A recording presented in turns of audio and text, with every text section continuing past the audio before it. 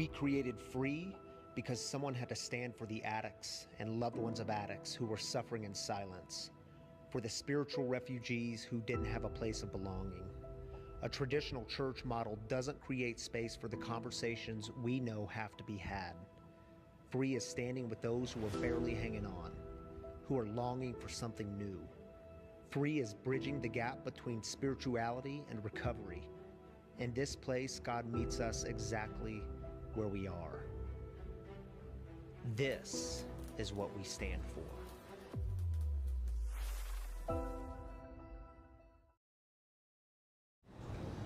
Good evening, everybody. How's it going? Oh, good crowd tonight. I can see it. I can feel it. I feel good energy. Does anyone else feel good energy, or am I delusional? Okay, good. Because the answer to that question, am I delusional? Like, given it's gotten better over time, but it's still not 100%. So, welcome to Free Recovery Community, everyone. My name is Pastor Seth Botts. If I haven't had a chance to meet you yet, welcome. Glad that everyone can make it out tonight. Free Recovery Community is a community of addicts, loved ones of addicts, and spiritual refugees. We get together every Saturday night at the same time and in the same place, and we just talk about things to deal with recovery and spirituality. And those two things it's an and, it should probably be a slash, right? Because the way I understand my recovery, it's a spiritual journey. So the way things are going to go down tonight, we're going to start off with just a few quick announcements. Welcome to the community, some things we have going on. Then we'll go into a 10 to 15 minute message that's recovery related. And then we're just going to pause for a minute. We're going to listen to a song and we're going to meditate and we're just going to be. And then we'll have our guest storyteller tonight, who's Ruben. If you haven't met Ruben. I was going to say this half the room knows Ruben, this half the room will meet Ruben, but I see people in this half the room that know Ruben too. So a lot of people know him, probably better than me. So I'm probably the one getting to know Ruben the best tonight. We're really excited to have him with us. And then before the message show, we do celebrations. And after the guest storyteller, we do heartbreaks. So those are just our chance to be together as a community. And so I always like to say, if your share at a meeting is like the email, the celebration is like the subject line, right? So just a quick little way for everyone to join you in your joys and sorrows as a community. And then we'll pray and wrap up. Sound good? Sounds great. Okay, no proposed amendments to the schedule? Okay, no, not tonight? No. Okay, perfect. Hi, everyone. I'm Shelly. I'm a recovering addict, alcoholic, and spiritual refugee. Yes. Hello, everyone. Someday she's going to preach and tell us about that, but she's not quite cooked yet on that, right? Not there yet. Yeah. But we're happy to have you here. So happy to see all these new and familiar faces. And there's something really special that we don't do here at Shame and at Free. And that is shame. Sorry, I got ahead of myself there. And we always say it together. We don't do shame. So on the count of 3, let's say it together. Ready? 1, 2, 3. We don't do shame. So first of all, as a community, we like to connect with people that are joining the community or maybe just visiting. I thoroughly enjoy sitting down with people and talking about those like spiritual questions and all that. I saw some of y'all had filled out a Connect card before. If you didn't get a chance to before, you can find Matt or Shelly. Matt is here. Wave your hand, Matt. Or Shelly after the gathering, and we'll get a Connect card filled out. We'll send you a weekly email. If you put your phone number in there, I'll probably text you and invite you to coffee just so we can sit down and get to know each other better. And then, that's it. So we'll give you a piece of merchandise, something to take with you for trusting us with your information. So, yeah. And then next we have volunteer. So every week we set up this space. It does not look like this. We have to set it up every week and break it down so you can get involved with the community, volunteer to do AV, set up, tear down, or hospitality. It's a great way to hang out. We always finish really early and just catch up and see how each other are doing and check in on recovery. And it's a great way to give back to the community. Yep. It's a great way. So the final announcement is Free is turning 1.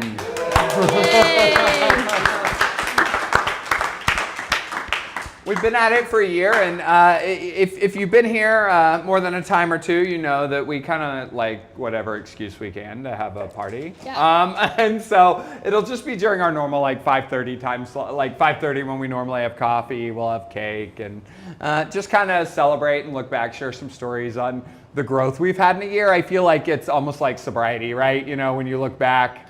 So I can only imagine what it's going to look like next year. Yeah. So we'll get together and celebrate the year of sobriety.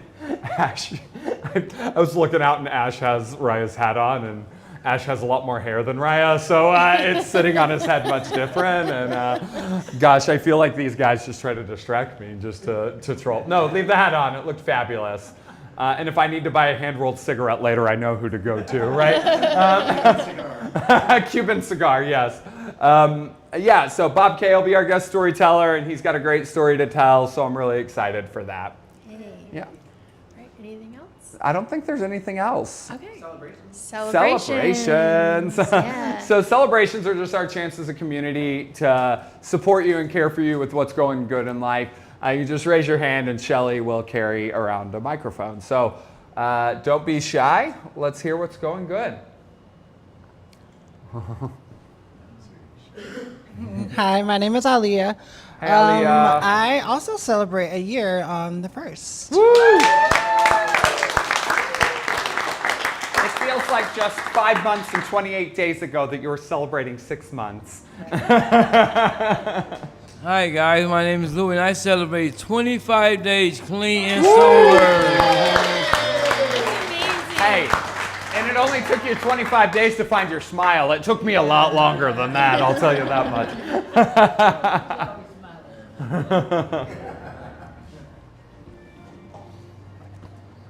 My name is Matthew, alcoholic. Matthew. On Thursday, I celebrated 25 months sober.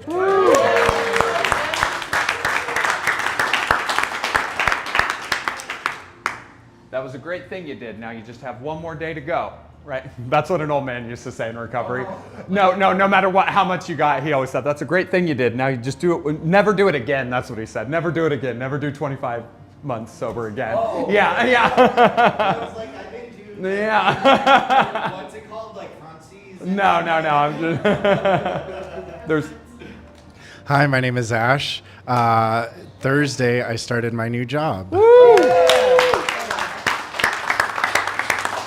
always great when 2 weeks ago's heartache turns into this week's celebration, right? Gillian, I celebrated 90 days on the 25th.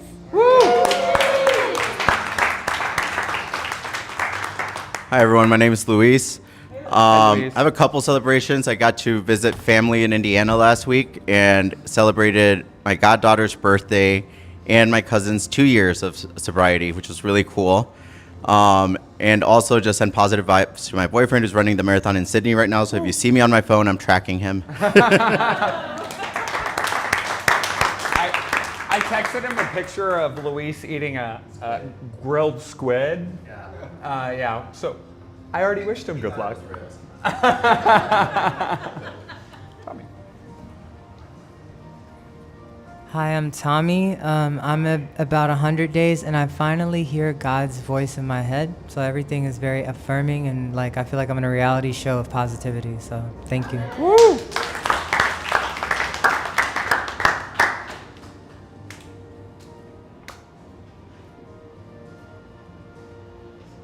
We got about 24 more seconds.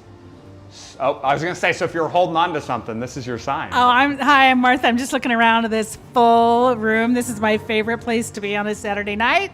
So that's my celebration. Awesome. Woo! You know, celebrations are one of my favorite parts because I think there's sometimes that we have a celebration we just want to share, but I think that's the secondary. Sometimes there's someone in this room that just needs to hear it, right? Someone who's in that moment where they're just like going through it. So I don't know if y'all heard, but Dolly Parton died on Tuesday. Yeah. I'm joking. I don't know if y'all heard because it's everywhere, right? Like it's every post, it's everything, and like I don't know if you know this about me, but I've been a big Dolly Parton fan. So I have this Dolly Parton tattoo. Sorry for exposing my thigh, but it's Dolly Parton riding a unicorn. And before I show you the other one, I'm going to say a warning to anyone that's maybe in their first 6 months of sobriety and think a tattoo's a good idea. Like, don't go to the guy that specializes in skull spiders for a Dolly Parton tattoo, because she looks like Marilyn Monroe and B. Arthur mixed together. But sorry the 9 to 5 Dolly hasn't stuck around. But Dolly Parton's an actually pretty good model for faith, right? Wouldn't you say?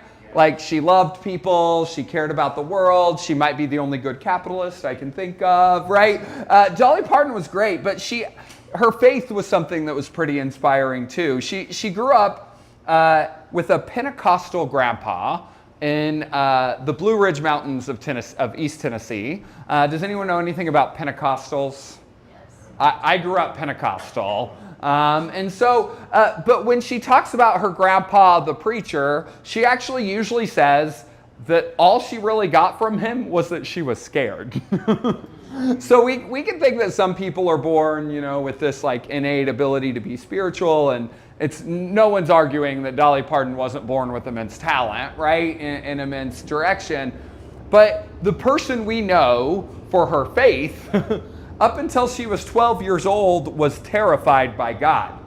But around 12 years old, she started to think there was something wrong with her. Like everyone in the room got it, but she didn't. And she's talked about this pretty extensively in interviews, that everyone was testifying about God. And if you know anything about the Pentecostal tradition, they speak in tongues. And there's these like very obvious signs of the Spirit coming over.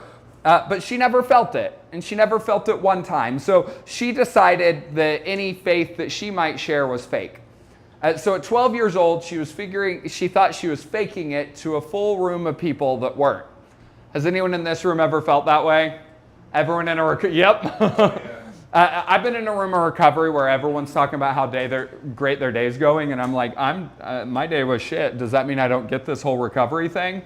So she started slipping off by herself to a church down the street. It was technically a church, but it was a closed down, abandoned church. And she talks about this herself. So she went there, but in this church building, it was a closed down, abandoned church. People would shoot craps, drink moonshine, and she said she saw at least 2 stabbings happen there. And people would draw vulgar pictures on the walls, so naked ladies, penises, things like that, right? So it wasn't really a church. We've all been in places like that. We'd call that a what? Trap house, right? And most of us have been there, right? And if you haven't, you're blessed. But that's exactly where Dolly says she found God. In her own words, she says she found a God that wasn't chastising or a bombastic bully, but as a friend she could talk to on a one-on-one basis. So a 12-year-old, she thought her faith was counterfeit. She went in search of something else, and in a condemned building with dice and moonshine and knife scars is where she found God. She didn't doubt her way out of faith when she felt the thing, the faith didn't fit. She actually doubted her way into faith when faith didn't fit. No different than if we're at a store and we're trying on clothes and they don't fit. What do? We don't buy them. We wait until we find something that does. And haven't we all been there? We've been given some understanding of spirituality that just doesn't quite fit. Maybe even causes harm to ourselves or others. And we have to go on a journey to find ourselves. And we have a decision to make whether we're going to keep going on that journey to find something that fits, or if we're just going to go naked in the clothes example. And the crazy thing is, what's usually holding us back from God isn't usually God at all. It's the people and institutions that represent God. Most Americans say they do believe in a power greater than themselves. Many of them just don't think that the one that's given to them quite fits. Luckily, in recovery, we focus on a phrase, and it's God as we understand God. And you'll notice that's not God as we define God. I think that's one of the biggest misconceptions in recovery. Because if we're out here building our own God, like we're at a Build-A-Bear studio, what does that make us? Bigger than God. And there's probably nothing in recovery that could be more damaging than being bigger than God. So when we think of God as we understand God, I use this example all the time, and I'm sorry, Luis, you're always the example I use. But Luis over here, who knows Luis in the room? Everyone except Peter. But Peter knows of Luis, right? And so when we think about Luis, the people that had him as a counselor and treatment know one version of Luis. Me, who used to have Luis, who lived in my guest bedroom, knows a different version of Luis. And none of that changes who Luis is.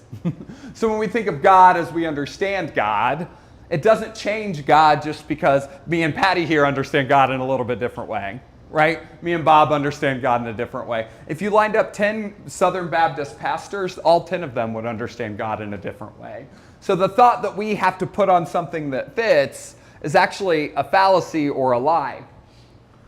So luckily, recovery teaches us that we can do something else. And a lot of us in here, outside of here, everywhere have this tug for something greater than ourselves. Anyone ever experienced that? Just this longing, right? Just this longing for something bigger than us that we can connect to. And in the big book of Alcoholics Anonymous, it says deep down in every man, woman, and child is a fundamental understanding of God. It's almost like it's built into our very DNA. And some of us might have it figured out. And no doubt, if you have God, the whole God thing perfectly figured out right now, I might want to ask you some questions because I'm curious, because I don't. And in my spiritual life, every time I think I did have God all figured out, this doubt-free understanding of a higher power, it usually meant that something big was about to change that showed me that I did not, in fact, have God all figured out. So no matter where you find yourself on that spectrum of understanding God, figuring out God, growing in relationship with God, you're fine here, you're good here, and you're right where you need to be in that. So tonight is our last night in a 4-part series on ambivalence. If you don't know what the word ambivalence is, it just means two things can be true at once. We can hold things that feel like they're conflicting at the same time and them not be a contradiction.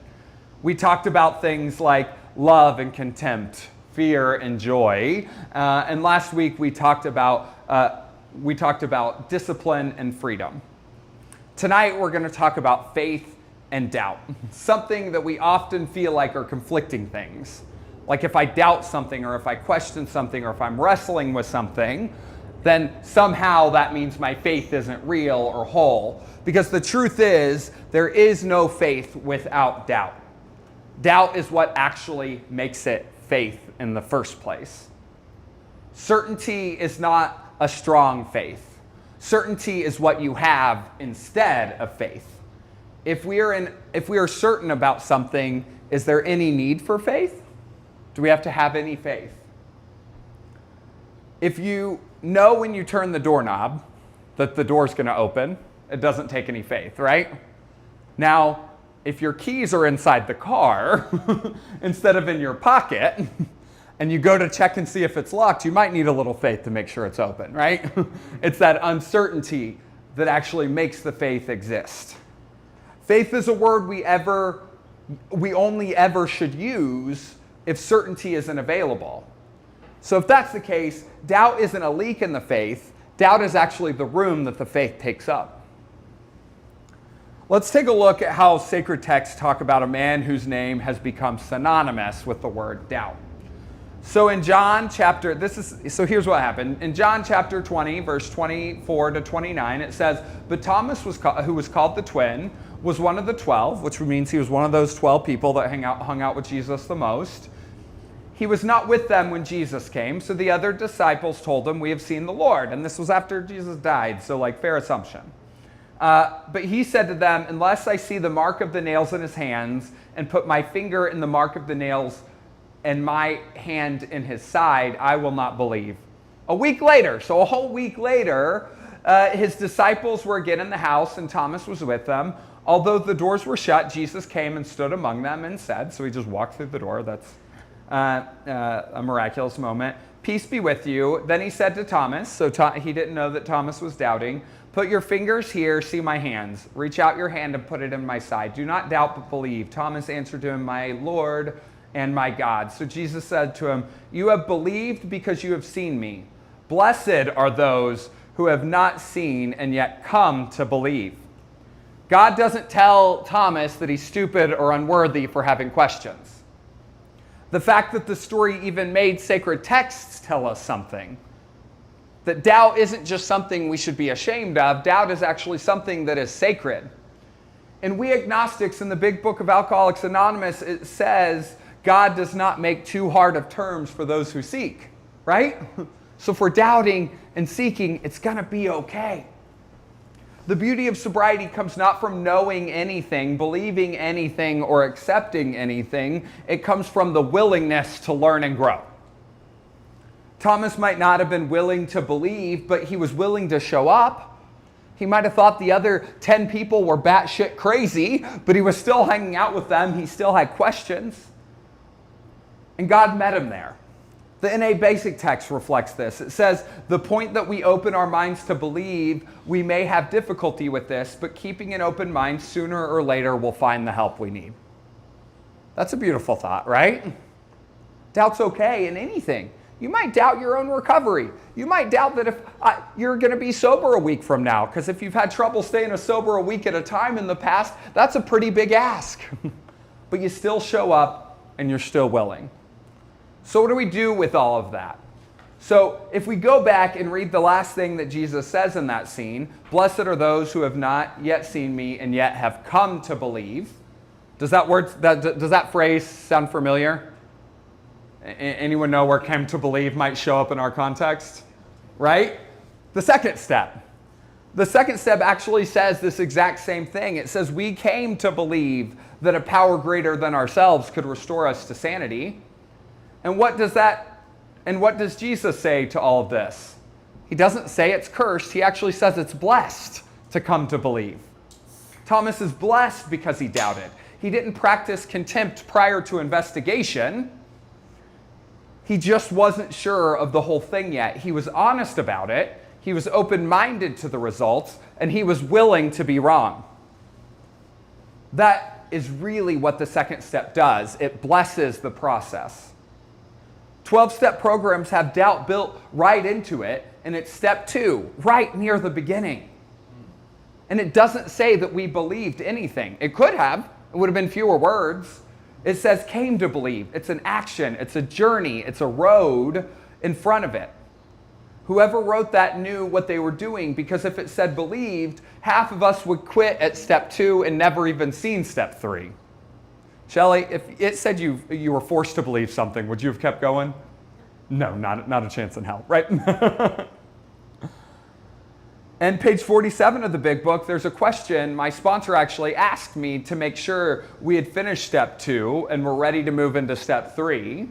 It's, do I now believe, or am I even willing to believe that there is a power greater than myself? That phrase is the most important. Am I even willing?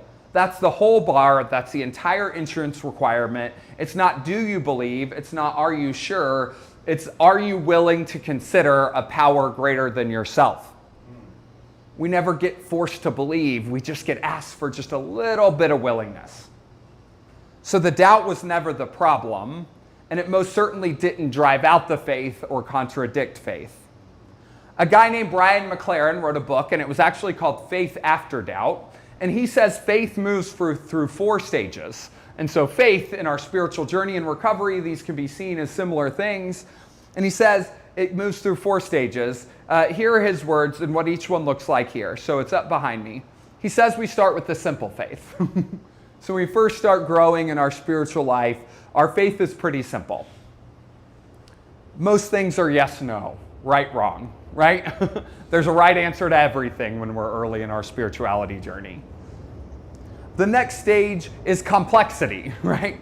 So maybe that stops working, and then we go into seeing things a little bit more nuanced. The next stage is perplexity, which means we have questions about everything, nothing makes sense anymore, and then at the end, we land in what is called harmony. And in McLaren's book, he argues that doubt isn't something that's wrong with each stage. It's what happens when each of those stages stops working, and it's the spiritual catalyst that moves us into a more mature version of our faith. So when those simple 1, 2, yes, no stops working, then maybe we go on and develop some rules. And then maybe when those rules stop working, we go on and develop bigger questions. And once we work through and accept those bigger questions, we can land in harmony. And harmony in our soul just sounds like the best thing we can work for. And what he says is you can't get from one to the next without doubting it a little bit. And as human beings, we're never willing to change unless we're uncomfortable. Would anyone in this room be sitting here thinking about recovery or even recovery from spiritual harm or spiritual refugees or growing through our loved one's addiction, right? Would we have been in this room on a Saturday night at 6 p.m. if it wasn't for the fact that we were horribly uncomfortable in what we were doing before? Lack of comfort is actually what catalyzes change. That's how our spiritual life works too. Doubt is not something happening to your faith. Doubt is actually often what keeps your spiritual life moving. If you're willing to move, though, you can stay there if you want, but it's not going to be very comfortable for very long. So let's go back to that 12-year-old Dolly in the abandoned church building. She walked through the doorway, and on the far side, the doorway of her doubt, she was willing to grow closer to God in order to resolve it. She was willing to question the faith that was given her, to find something that was different. And she spent the next 60 years mailing 200 books to children and refusing in public to condemn anyone. We could probably all go around the room and share a different way that Dolly reflected a really good version of God on earth. And that's what happens when we get to the point where we find harmony in faith. No one in this room will probably write a gold record or be open your own amusement park, even if that would be cool. But wouldn't it be beautiful to interact with the world in the way that she did? But that all started with a scared kid who was sitting in a church room and didn't believe what people were telling her about God. But she was willing to believe. She just had to chart her own path spiritually. She doubted, but she eventually found her own way. That way involved waking up at 3 a.m. every day and asking how God could use her that day. That's the third step, right? The third step is basically us waking up every day, and the NA version says, God, take my will and my life, show me how to live clean. That's the same thing Dolly did. And it was knowing herself so well that she didn't have to convince anyone she's right because she had faith and spirituality that made it where she was comfortable in her own skin. It was loving and not judging. That is what harmony looks like, where we can be at peace with the world around us. So right now, the entire world is sitting around basking in the legacy of someone whose faith drove them to change the world. She might have been one in a trillion human being. The talent, the skills, God used her very, very, very well. The theme park, she was a literacy advocate. She was a prolific songwriter.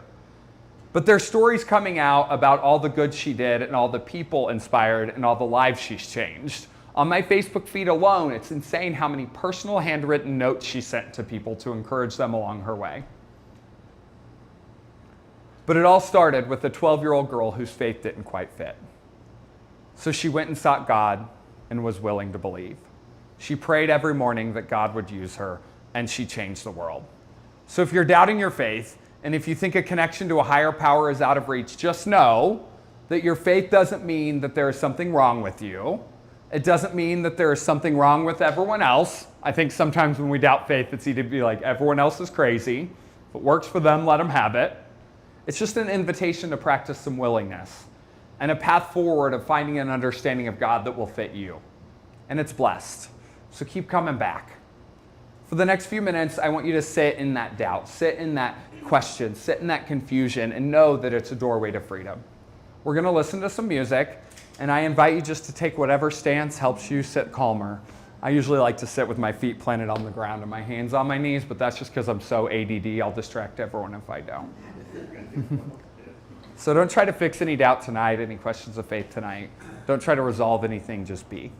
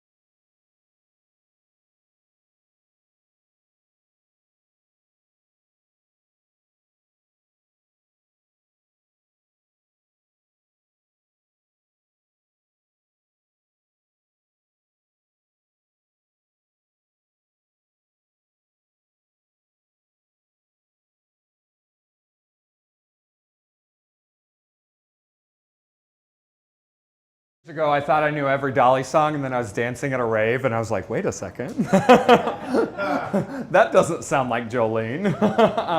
I love it. And did you pick up on that she actually said the prayer that she says every morning? Just help me make any change I can in this world today. If we could all just do that, how great could this world be, at least the world around us? So now it's time for our guest storyteller, and I'm super excited to have Ruben come on up here. Whenever I was talking to Louise, I was like, who should I have tonight? And he was like, you should talk to Ruben. That man has got it going on spiritually. So I'm excited to hear from Ruben tonight. So let's welcome up Ruben. Yeah. Hello. Yes. The mic doesn't project a whole lot, but it's for our people online. It's okay, I'm Cuban. Oh, they'll hear me. They'll hear you? Perfect. So Ruben, first off, start telling us a little bit about yourself, about your recovery, who you are as a person. Sure. Well, I started my recovery journey in 2005. I was about 25, and I had just collapsed my whole life where I was working at the airport making really good money. I had a really good group of friends. I had it going on in my head as a 25-year-old, partying, having fun, big apartment, house parties. But incrementally, I was lying to myself about what was really going on. And I lost my job there, got a job at a nightclub just on a whim. And that's when my addiction took off because I was able to fuel it. It spun out of control. I robbed that place, and they tried to kill me and my family, so I escaped to a recovery home on the other side of town. Not really to take a look at what was going on, but just to get some time to figure out what I did wrong and how I can make some changes so that wouldn't happen again. And then I spent 10 years, what the book calls controlling and enjoying my drinking, just like managing the consequences and running from big disasters. And after 10 years, my life, I hadn't done any hard drugs, but I started doing drugs at that time, and it took me out, and then after that, I could only stay straight and stay getting high for about 6 months to a year. Like I couldn't survive in either life. So the last 15 years, I've been failing at getting high and failing at staying straight. Up until about 3 years ago when I came in, and turns out that I had addiction and alcoholism, but I was just unwilling to take a look at what that really was, and I just addressed what I thought it was for 25 years. And when I started taking a look at what it was and educating myself through people who had been through it, I started treating the disease, and my life got really a lot better. Hell yeah. Hell yeah. It wasn't something I did, it was a collective effort. So. Yeah, the big book says we try to control and enjoy our drinking, which for a lot of us includes using. I don't think that's what I was doing. I was trying to enjoy it and control the consequences, right? Yeah. And my journey has been 15 years of trying to control and enjoy my sobriety. When I would get into recovery, I would manage everything until I couldn't. And then drinking and using again made sense to me because that was the only thing I knew that could change me immediately. And then I always, once you do it, it's hard to stop. So that's the thing I did over. Back and forth, back and forth. Now I don't try to control my recovery anymore. I ask the same thing in the morning. How do you want me to be? What do you want me to do? And I try. I don't really do it well, but I try every day to have that sort of mind frame. Yeah, it's crazy once we start turning our will and our lives over, the places we land, right? Like I was in investment real estate and 3 years sober whenever I started turning my will and my life seriously. And then 3 years later, I'm like in seminary to be a pastor. I'm like, how the hell did I get here? Yeah. You guys can hear in the back, okay? Yeah. Oh, yeah. Okay, so tell us a little bit about your spiritual journey, right? Like what does your spiritual life look like or how is spirituality? I hesitate to say part of your recovery, right? Because in a sense, spirituality becomes all of our recovery, right? Yeah. So how does spirituality and your recovery relate to each other? I don't know when one begins and one ends, honest. I could have used some spiritual way of life my whole life because it gives me direction. Yeah. Even if I wasn't an addict, it still would benefit me tremendously. I guess I really don't know, because it's not something I strive to. Uh-huh. Like, I didn't set out to become a spiritual guy and understand spirituality. I really was just tremendously suffering myself every day, and I just got tired of being the same guy over and over and over. And then I had like I had come into recovery once before and really saw the importance of getting God in my life, and I intellectualized it all. So I bought prayer books and memorized prayer books, and I had memorized prayer, and everything was very mechanical, and a lot of it was like being on stage performing, almost for everybody in the room here, to prove to you that I'm doing what you're doing. But I don't look how you look, I don't feel how you feel. Sobriety sucks, you know. And I guess when it was a time for me to maybe let go of trying to understand, that I saw I was too afraid to let go of my understanding. Like, I'm not gonna, I have to see to believe, and that goes through me doing for myself my whole life. Not trusting my parents are gonna do it, not having faith the school's gonna do it, not everybody let me down, right? So that was me trusting me until I could not do anything except hurt me, was when I became willing. So like the book said, I didn't have to like open the door willingness, impossible for a guy like me. I had to just believe that the guy that's been running my life, I needed to get away from. Yeah. That the futility of my existence because of me, and that's when something opened. So it's like I couldn't depend on me anymore. Yeah, so willingness came from just like an evidence-based approach. Suffering. You're like, I've been doing this and I've been landing here time and time again, thinking this way. Yeah, so at the end of the day, it was when I could not stand my emotions, and I could not stand who I was acting like, and I knew I wanted to be something other than that, and I could not get me there. Then I reached out to whatever's out there and said, please help me, and then I waited, and then the help came in a way I can't describe, and then after that, that's when it was more of like an imaginary friend, yeah. instead of picturing God in my head as some person with feelings and things. Because all along, it was pointed out to me, and I don't know if anybody understands this, right? But what I've experienced and witnessed is people talk about God like a person. Oh yeah. And it helps us to relate or something. Yeah. But in the end of the day, it's unconceivable, ununderstandable, 100%. And I'm pretty sure my mind cannot perceive phenomenon, mystery, right? It's zeros and ones, needs to know, figuring out. And when I started to see that and it was pointed out to me, then I was able to not, because I tried to know God like I would know you or my coworkers or my boss, because the more I know about you, then I can sneak around the side door and manipulate you. So that's my need to know. If I buy God cookies for his birthday, he'll give me a promotion at work. So it was my efforts, it was my efforts to get to know, and failing that opened me up that the only way I'm going to know is when I don't know. Yeah, I remember one time a spiritual guide of mine was like, you don't think of God as a guy in the sky with a beard, do you? And I was like, absolutely not, right? But for some people that works. Definitely. As a history too, my family went to church, we went to baptisms, we went to weddings, we went to funerals, but we did not go on a daily basis. There wasn't any praying around the house. There was all this, you got to be this way, teach me how to be some sort of way, but then everybody acted contrary to that. So coming up, there was just confusion about God and religion and spirituality. And I just said, just do for me on my own. And I mean, that's an evolution, right? It's kind of an evolution. And as you were evolving spiritually, right, were there doubts that came up along the way? It sounds like it sounds like all of it's doubts, right? Like, so the story we were talking about how like you only really grow when you start to doubt what's working, right?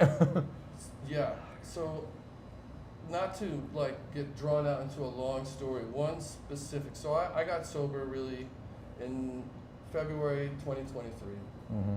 And the one thing that I did different was I knew completely have no attention and no focus, and I'm distracted by a bunch of things. And somebody told me that most men or most people do not accomplish their goals because they're sidetracked by secondary distractions. Right? And I saw that. On my journey in life, I'm always like, so I cut everything out and I just did the work in the book. I went to meetings a lot. But inside me, I started to change remarkably more than I had ever, with all the work I had done on myself, I had never changed that much in such a small time. And I was being, like you said, moved through the work.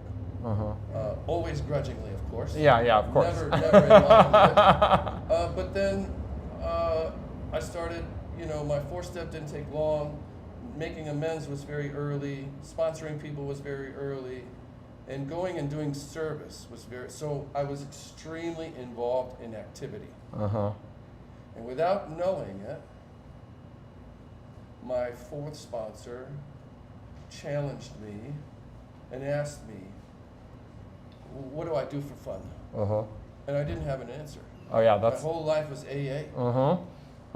Like every minute of the day, spent on the phone with new guys, working steps, doing my own work, praying, going to meetings, volunteering, day and night. And he asked me, he said, have you ever given it any time to see if the work you've done has worked? That you have this God in your life that's running all the show? It sounds like you're still running the show and you're terrified. Yeah. And that was a big question. It was a really big question and a really big challenge. And I kind of felt like I knew exactly what he was doing, that I had got lost in the activity and I was becoming a performer again. Yeah. And none of it really was for the reasons I thought I was doing it. Incrementally, without me knowing it, my primary purpose had become satisfying me again with the things that I was doing. So I stopped it all and I went into seclusion for like a month. Okay. And all the things that I had on my schedule, my brain and my head and my mind was telling me, you've got to do all these things. And I said to it, like, you learn this sort of watching yourself into the 10th and 11th step. So I just was watching it and saying, yeah, that's cool, but we're trying to see something here. And I didn't get high. Yeah. So turns out I'm learning more and more that what I think I'm doing in my recovery is probably this power greater than me, moving me through the minute and through the moment. I just have to learn to be more conscious of it and give it more credit. Yeah. I think one of my biggest spiritual struggles is like understanding that there's a higher power, but then like understanding I'm an agent of the higher power, right? Like the use me thing, like not just a theory of a God, but like a living God that works through. It's very hard to be humble in a sense to like give all the credit to something nobody can point out and give an address to. Yeah, I have a toddler staying with me right now, and he's a gifted toddler, so he like asks a bunch of questions, and his mom's like, take all the God questions. And he's like, where's God's workshop? How does God create eyeballs? So like it's all that. Yeah, I know, right? Luckily, I know a toddler explanation of evolution, but we can get to that later. But yeah, so one last question before we wrap up. What's something that maybe you learned the hard way, or something about recovery or spirituality that for anyone new in the room you'd like to share with them? Maybe you could share it with me and I'd still learn it the hard way, but at least give them a chance, right? Yeah, something. Or something you want to, what's one thing you wish you would have learned early in sobriety? Everything. Everything. Everything is hard. For me specifically to learn. I'm learning that I have been conditioned my whole life to think a certain way, feel a certain way, and act a certain way just for me to get by. And it's mediocre at best. It's almost like the life of a slug. Yeah. It's very comfortable, very small, but it's not connected to anything, and it's very lonely, and it's very purposeless. And I don't know why I'm like that. But I am becoming willing to have hard conversations with people that know more than me, to tell about myself in a vulnerable way that makes me feel terrible about myself. But that's just an idea that I have. And then afterwards, I'm taught that the idea was just mine. Nobody gave it to me. There's nothing terrible about that. And then I start to learn that there is comfort in so if you're in a room full of hardcore, like what you believe to be strong individuals. If you're the only one that can be genuine and vulnerable and transparent, you're the strongest person. Oh, 100%. Yeah. Because it takes the most courage to go out there, and that's been the hardest thing, because I forget everything every morning. Almost like I have to remember God's in charge. I have to remember I'm not running the show. I have to remember my opinion is just that. When I disappear, everything goes back to being just what it is. So there's just, and I cannot do that because I'm too busy forgetting. So that's why you are my savior, and you are my savior, and you are my savior. Right? I can't stay balanced. You are my balance being. The world tells me how I am. And that was the most difficult thing, was the step one admittance. It's not going somewhere and saying, yeah, I'm an alcoholic, everybody. It's been explained to me that it's admitting everybody into my life who can do what I can't, which is behave, emotionally regulate, self-control, be polite, be generous. All these things that you can't do when you're getting high. So, that's humiliating to yourself, but change hurts, man. And that's just been the most difficult thing, and the most hardest thing is freaking everything. I mean, I cannot do this alone.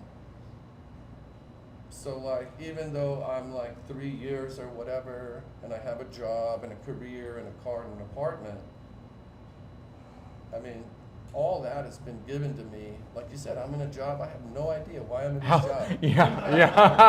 I just followed my heart. So it's like, look, I have doubts all the time, every day. And that's just fear. If you roll my whole life and the way I think about most things into a funnel, it all comes down at the bottom, fear. And at the end of the day, I've done the work on myself and asked all the hard questions. You reduce it all down, it always ends up that there's no God really, and it's only me doing for me. That's my problem, really. And faith is believing in something other than what I think. And I've gotten past it so many times that my file cabinet has a bunch of references where a power greater than me has allowed me to do things that I've never been able to do in my life, like forgive people. That's one big, huge thing. Forgiving people allows me to let you be you now, and in 10 minutes I can be undisturbed and help you out and not be riddled by what I think you did to me. So, forgiveness is maybe the biggest freedom there is. Yeah, it's the thing that brings me closer to everybody else. All right. Well, awesome. Thank you very much, Ruben. Thank you. Thank you. You're great. Awesome. So now it's we pause every week for generosity. This place runs. We get coffee and all that because of a generous community. So you can scan this QR code if you want to contribute. There's also a way to contribute in the back of the room. So Phil, right back there. So you can drop it right back there. All right, and now it's time for our heartbreaks. So heartbreaks are those things that are just a little too heavy to carry out of the room on your own. There's usually a little bit of pause between heartbreaks. And so as there's a pause, just take that as an opportunity to pray for the heartbreak that you might have just heard. So. Sorry. So go ahead, just raise your hand and share away. Hi, Tommy. So today I got sent home from work today, and basically there were these guys that were like staring at me, and I guess they thought I was being sexual, which is crazy because I was doing my silverware. And then the other guy was like, I said, oh, you have nice eyes. And then he told the manager that he got uncomfortable. So I just feel like very much as a transgender woman that everything is very sexualized and men feel uncomfortable. And now I was sent home basically because I advocated for myself and spoke up and was like, this is fucking bullshit. Like, I didn't do anything to these guys, and they literally cut my hours. And, it's just kind of one of those stingers of just being trans and having to deal with, like, little boys not secure and making me feel bad for, smiling and saying, hey, you look nice. So, yeah, I'm pissed off, but I'm here. Thank you for being here. Prayers for you, Tommy, and I'm glad you came. .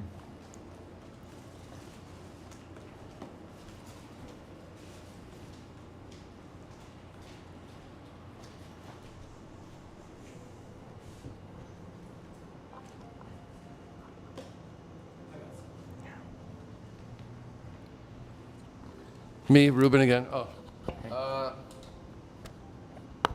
It's not really hard. It's more of like just a dull, nulling pain in me.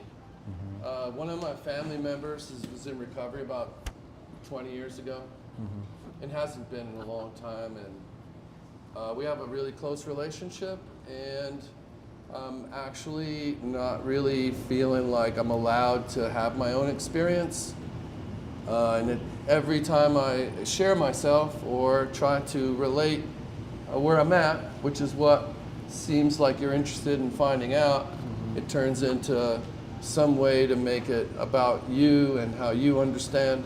So I'm just really feeling not heard, not understood, and it makes me not want to talk to the person that I love.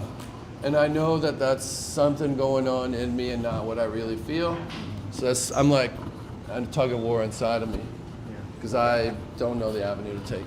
Absolutely. Prayers for that complicated relationship. Yeah.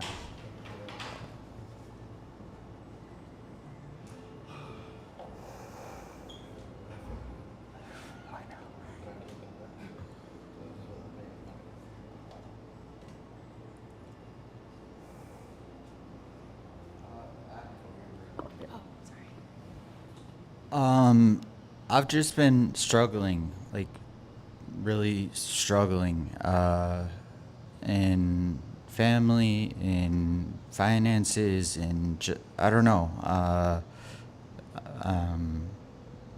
But I'm making it through, and I'm grateful to like Lewis and you guys for being there for me, because I'm going through it right now. Prayers for you, Matthew, as you. Yeah. Hey, my name is Ash. This week my cousin's been visiting me from out of town, and we got to hang out together, and we're going to be meeting up after this. But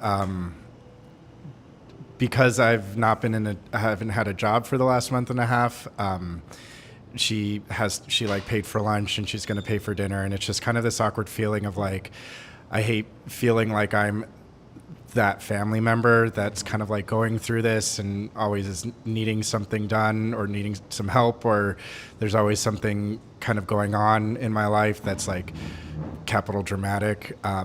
So even though I know that's just kind of like the demons in my head telling me that, and my family's like, no, we all have something going on, it just feels awkward being that family member that's like, I need help. I would like to hang out with you, but I can't afford lunch today. So Yeah, prayers for that, because at the earlier stages of sobriety, it's like my life feels like it's back together, but my bank doesn't agree with that, right? So prayers for you on that. And for anyone who maybe didn't feel comfortable sharing or whatever, there are several people in this room that are great listening ears and great prayer partners.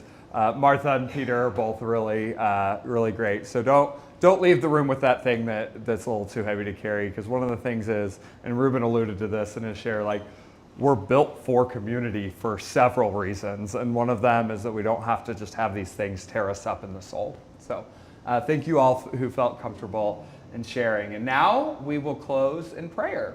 So I think this is the second step prayer from the big book that we're going to put up on the screen. I just invite you, whatever position you're most comfortable in prayer. Some people like to do this. Some people like to do this. I like to do this. If you'll join me in the prayer on the screen. Heavenly God, I know in my heart that only you can restore me to sanity. I humbly ask that you remove all twisted thought and addictive behavior from me this day. Heal my spirit and restore me to a clearer mind. Amen. Thank you all for coming. I hope to see you all soon.